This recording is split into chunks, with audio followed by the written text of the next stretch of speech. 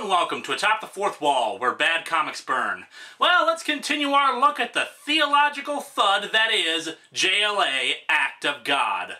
Previously on the Act of God review, superheroes lost their powers, the Martian Manhunter said that losing their powers is great, ergo he's an idiot. Kyle Rayner, despite his ring being technology, has lost the ability to use his ring and is obsessed with getting it back, ergo he's an idiot. Superman is sitting on his couch, ergo he's an idiot. And Steel is dead, ergo he's dead. We now return you to our craptastic Elseworlds tale already in progress, so let's dig into JLA Act of God Part 2.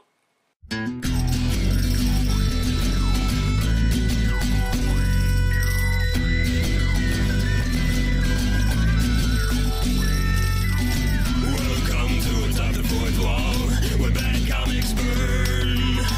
Linkara's gonna teach you all a lesson you won't learn.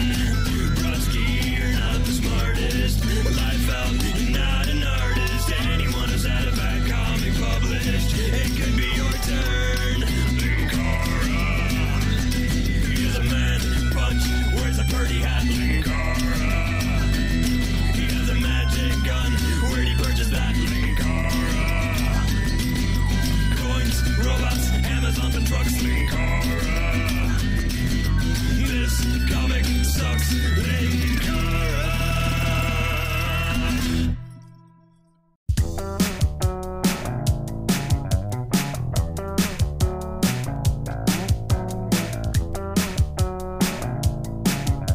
This cover, like last time, is pretty good, with a discarded superhero garb of a few heroes, though the downside being that we can see some figures walking off into the distance, implying that we have a whole bunch of naked former superheroes walking the streets. We open to the giant robot from last issue attacking Lex Luthor's towers in Metropolis. The caption tells us that 2 weeks have passed since the Black Light event that nonsensically stripped all superheroes and supervillains of extra-normal powers, which is the first real indication that any sort of time has passed, since the first issue couldn't be bothered to tell us when the hell an event was happening after another. Luthor's security tries to get him out of the building, but he refuses to budge. Blue Beetle and Booster Gold come out, and I've gotta say, as a fan of both of these characters, it's good to see them in action. However, the Toyman apparently has a secret weapon, a group of tech-based supervillains that were hiding inside of the robot's chest. They go after Booster first. My arm! Frozen! I can't use my power gauntlet! Oh no! The force field that I'm supposed to have! Wait. Blue Beetle's vehicle, the Bug, gets shot down by the robot and he bails out, Booster Gold crashing on top of him shortly afterwards. However, before the villains can finish them off, the National Guard arrives. The villains flee, and it's revealed that Luthor paid off the villains helping Toyman and that it was all a ruse to show the heroes getting beaten. With the assistance of Hawkman, the National Guard is able to down the robot. The main circuit's blowing out! Losing all control! Music makes me lose control! Blue Beetle and Booster Gold are pretty badly injured, especially since their own tech was heavily damaged in the fight.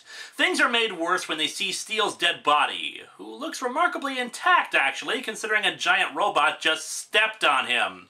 We cut to Clark Kent doing what he's done throughout this series, watching TV and moping. However, here's where we really hit the zenith of mischaracterization. Lois tries to tell him that she knows how he must be feeling, but he interrupts. I wish you did, Lois, but you can't know, because you're human. I was an alien with the power to save lives, the sole consolation of being a dead world's sole survivor. Now it's all gone, but I just can't put it behind me. Hey, did a quick check on Wikipedia. The guy who wrote this is named Doug Moench, and I do apologize if I pronounced that wrong. And I noticed that the only other time he wrote Superman was in the 80s. And even then, it wasn't in the main Superman books. Why, it's almost as if he has no idea how the hell Superman's character works or something. Hey, remember that scene in Kill Bill Volume 2 where David Carradine gives his opinion on the Superman mythos, that Clark Kent is actually the disguise for Superman, that Clark Kent is how Superman views us? He's weak. He's unsure of himself. He's a coward. Clark Kent is Superman's critique on the whole human race.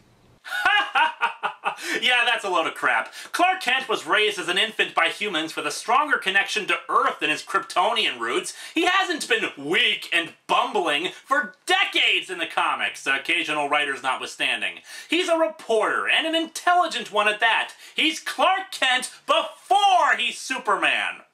And even if we did grant this little, I'm an alien, no one understands me, wah, bullcrap, why the hell isn't he up on the JLA watchtower getting examined? Or consulting with some of his scientific supporting cast? This comic will flat out tell us that nobody sees Superman after the black light incident. Hell, not even friggin' Batman stops by to say, oh, hi Clark, how are you doing after losing your powers? Oh, but here it gets better. Lois hands over her wedding ring to Clark.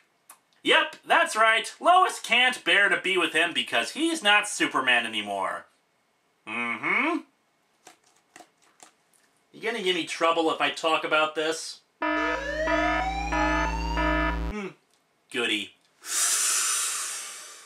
Bull crap! Lois fell in love with Clark Kent, not Superman. He only revealed himself as Superman to her after they were already engaged.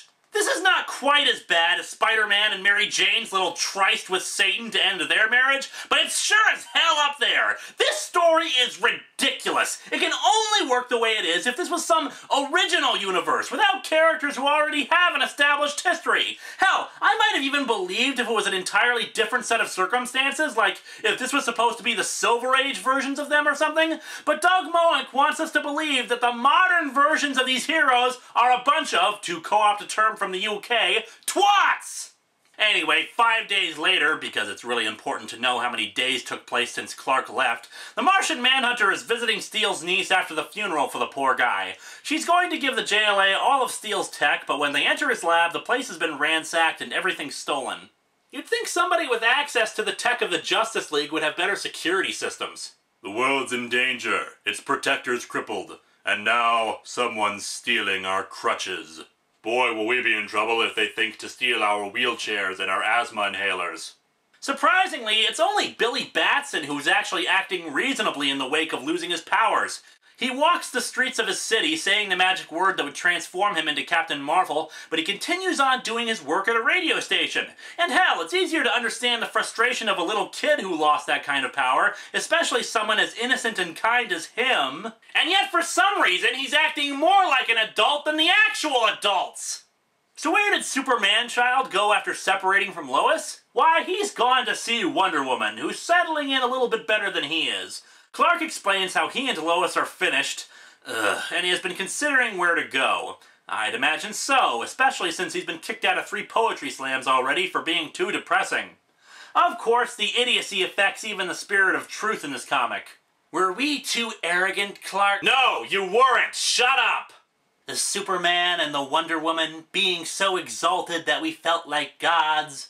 Yeah, I mean, just look at Superman here, trying to seal that dam. You can just tell that he's thinking, hot damn, it's awesome to be exalted by humanity. I feel just like God. Maybe I should let this dam burst just to spite them all.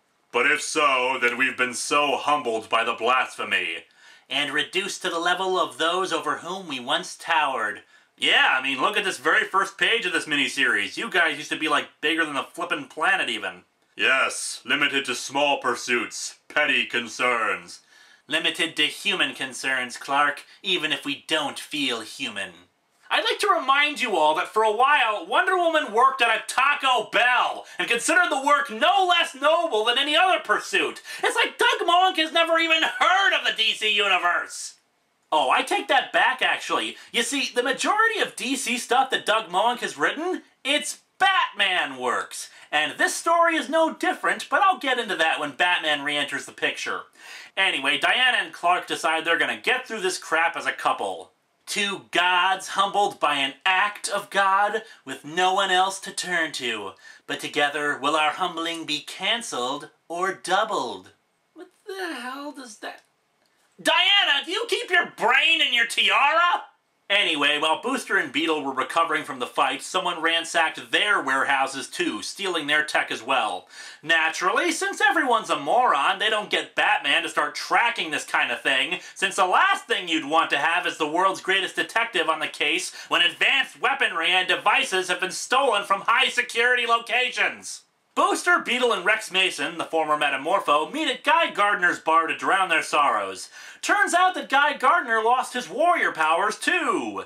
Except for the fact that we saw him in the last issue and his powers looked fine. That isn't war paint on his face. When he had those powers, his body changed to have those little rectangles everywhere. Did he just paint all that on so he wouldn't feel underdressed next to the other heroes? Anyway, Guy being Guy, he's found a way to profit from the event by writing an autobiography. Admittedly, I do have to scratch my head at this, since Guy Gardner, when he's not acting like a complete asshole, is still a hero, but hey, I don't expect him to be moping about it either. What is a major character turnaround is that Booster suggests that maybe they can profit off of the loss of the superheroes as well. Oh god, another Booster Gold is only in it for the money retcon BS. You know, I've got Booster Gold's entire first series right here in my hand, and I can assure you he didn't save Ronald Reagan's life just for cash. Though that did help. So anyway, Rex isn't sad that he lost his powers since he gets to look like a regular human again. Admittedly, I was pretty sure he made peace with that long ago, but frankly at this point trying to keep track of the character inconsistencies would be like counting grains of sand at the beach. As such, it leads to Booster Gold and Blue Beetle deciding to sell their tech to heroes who want to stay in the game. This leads to them having a brawl with some bikers in the bar. I have no idea what the hell point this is supposed to serve. You have 48 pages in this comic, and you devote a few of them to a barroom fight that contributes nothing to the comic or the characters. Oh, but we do occasionally cut to Superman and Wonder Woman making out. What is this, the Dark Knight strikes again all of a sudden? And Lois crying that she feels bad for loving Superman for who he was, rather than who he is. Well, if this comic is any indication, who he is actually a lazy dumbass who thinks that sitting around listening to Crawling in My Skin will somehow accomplish something instead of consulting with other superheroes. We cut to 6 months later where we see Linda Danvers, former Supergirl, chasing down a purse snatcher as a police officer. Seems a little quick to already be on the force, but my research does say that a police academy usually takes about 6 months, and since her dad is on the force already, it might have helped her get ahead of the game. However, she's clearly not getting the same satisfaction out of it.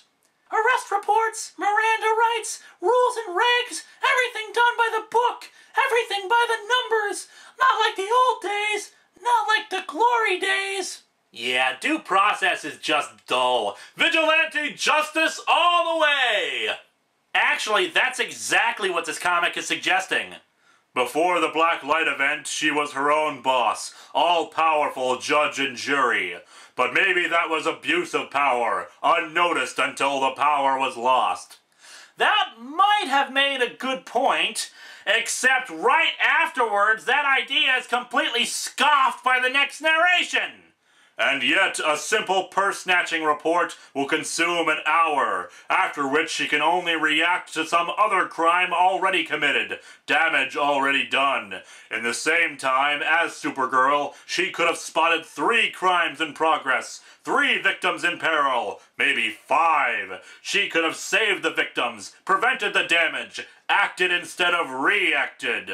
And yet, just a few pages ago, Wonder Woman suggested that it was an abuse of power through their arrogance. Yes, we're very sorry you had to die, innocent civilian, but you see, we had to teach Supergirl a lesson in humility. Also, apparently the Martian Manhunter has spent 6 months just watching TV, including a televangelist who suggests that the fallen heroes were actually arrogant demons. Jean even suggests that maybe the televangelist is right about them being demons. Why? Or is it the arrogance part of it that you're taking issue with? You keep using the word. I don't think it means what you think it means. And he's now trying to figure out what the hell it was about Earth culture that he liked so much. Well, maybe if you did what I did and only watched Doctor Who, you wouldn't have this problem, Green Machine. By the way, 6 months later, and the Flash is still having nightmares about the guy who got shot in the face. though for some reason, goofy-faced cop doesn't have a mustache like he did in the first part. I guess in the afterlife you've still got to shave. The heroes apparently still do the weekly meetings, but by this point it's just down to Aquaman, the Martian Manhunter, Linda Danvers, and the Flash. It's a weird scene too. I guess a lot happened in the intervening 6 months. We'll never forget what it was like, never stop craving the life. We'll only be cured if we're always recovering. Remember? We all agreed to meet like this, Wally, not to model ourselves on losers. Former drinkers are not losers. They're winning, one day at a time. Did this suddenly become a PSA comic? Alcoholism is a disease which... We are not alcoholics! We can stop whenever we want! I'm serious! Look how we've reacted! Except for Metamorpho, losing our powers has killed our reasons to exist! Finally! Someone seeing some sense! Okay, now get to work finding the Atlanteans. Oh, and check in with the Amazons. I think something screwy is going down with Wonder Woman and... Oh wait, never mind. What they mean is that they need to become superheroes again. Linda Danvers suggests that they become a Phoenix group. Let's face it, our power was intoxicating, and we're addicted. Why not kick the habit without kicking the bucket? That metaphor is dumb, and so are you. How the hell were you addicted to saving people's lives? And how exactly was saving people leading to your death via a drug overdose? Naturally, since someone has to be bitching insanely in this series, the Flash gets that job, saying it'll never work since it was their powers that made them heroes. What the hell? Because without the powers, it's stupid! It won't work! Dear Lord, I feel like I should be saying everybody's dialogue in the Superboy Prime voice. Naturally, Linda says that they should go talk to Batman. Speaking of which, the Joker is meeting up with the tech criminals, who apparently have done jack squat for 6 months, because now the Joker is telling them they need to go back to being criminals. Didn't we have this exact same scene last issue, except without the Joker? Anyway, the four have teleported to the Batcave, apparently not bothering to call ahead. The Martian Manhunter comments about how much he likes the cave, how it and Batman remind him of the old pulp magazines. Linda Danvers comments about what she likes about him is the freedom to do good outside the law. The Manhunter says they should be like the old pulp heroes, just a costume and a gimmick. The Flash points out that Batman had a lifetime to train and hone his skills, while they'll need to start from scratch. Batman suddenly appears. I think we all know what we're facing, Batman. No, Jean, you don't. Not even you. Not really. Not yet. You have no idea. The war against rock and roll is a tormented, haunting experience. He asks if they'll use guns, which they all steadfastly refuse to do. Good, because for reasons of my own, going back a long way, I hate guns. You know, Bats, you've been working with some of these people for years. You'd think by now you'd already know their own hatred of lethal force. Robin starts them up on the training course. Meanwhile, there's a pointless scene of Rex, Blue Beetle, and Booster Gold acting like douches, as if I didn't hate this comic already. Next, we see that Sonar is still on the prowl, robbing banks, and 6 months later, Kyle Rayner still hasn't taken off his damn costume. You know, for someone who's so damn obsessed and insane like he is now, he seems to be doing pretty well health-wise. It's been 6 friggin' months and he's only got a 5 o'clock shadow.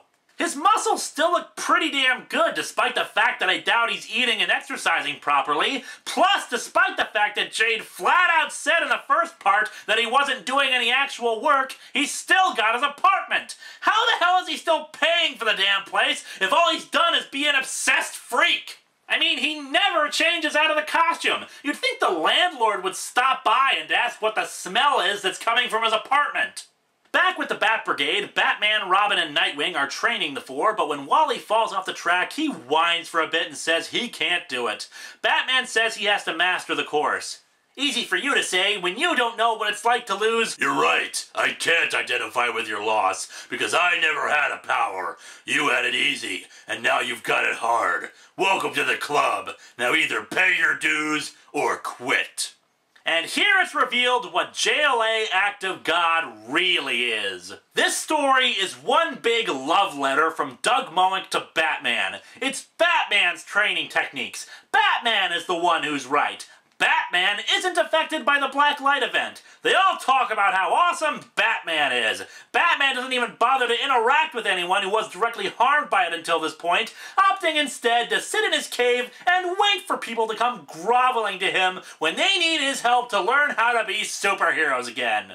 Oh, and by the way, remember how we were suggesting earlier that being Supergirl was somehow an abuse of power since she was acting as all-powerful judge and jury? Well, it kind of undercuts your dumbass lesson when she becomes a vigilante again! Sure, she's not invulnerable and she can't fly, but she's still working outside the confines of the law as judge and jury. What is the moral of this story? That it's okay to be revered by the populace as long as you don't really have any powers?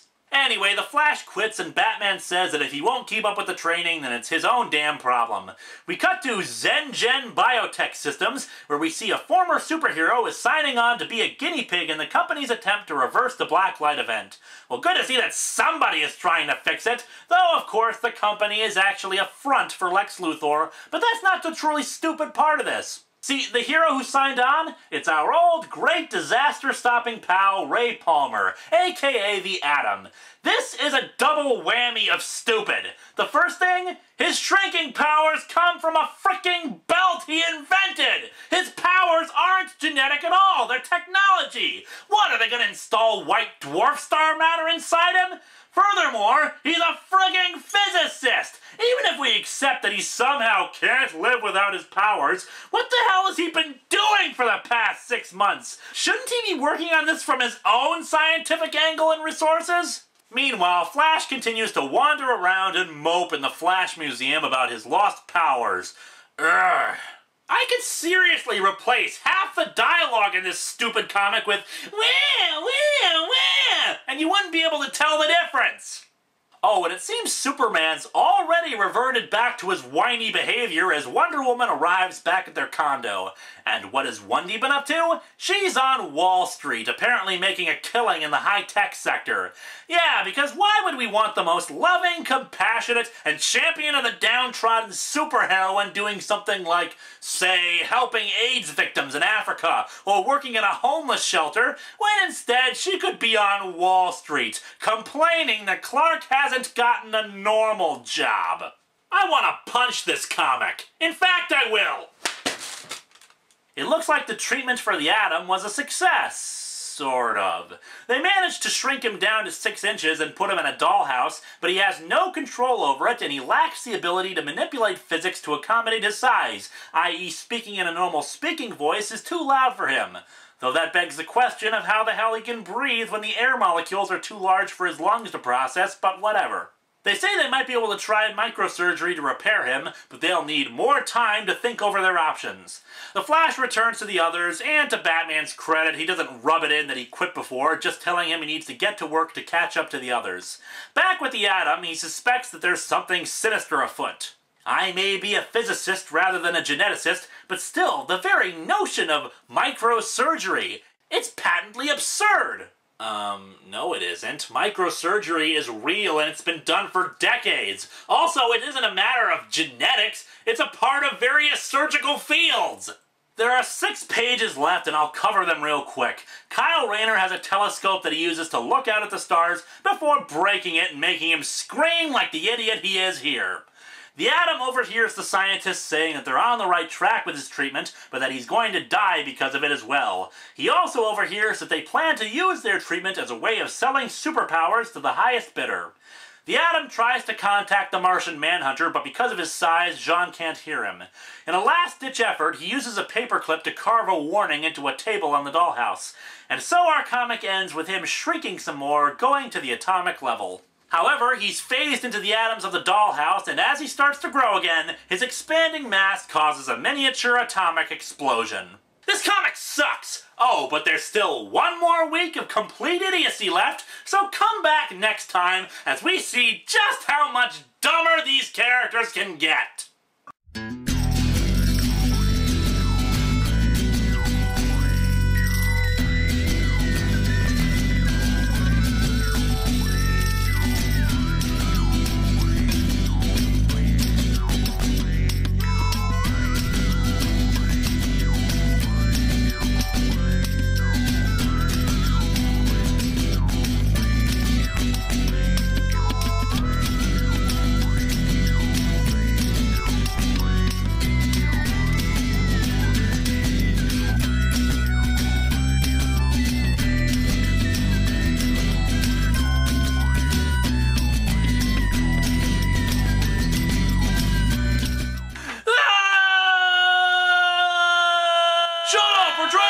asleep. Go whine about your stupid power somewhere else.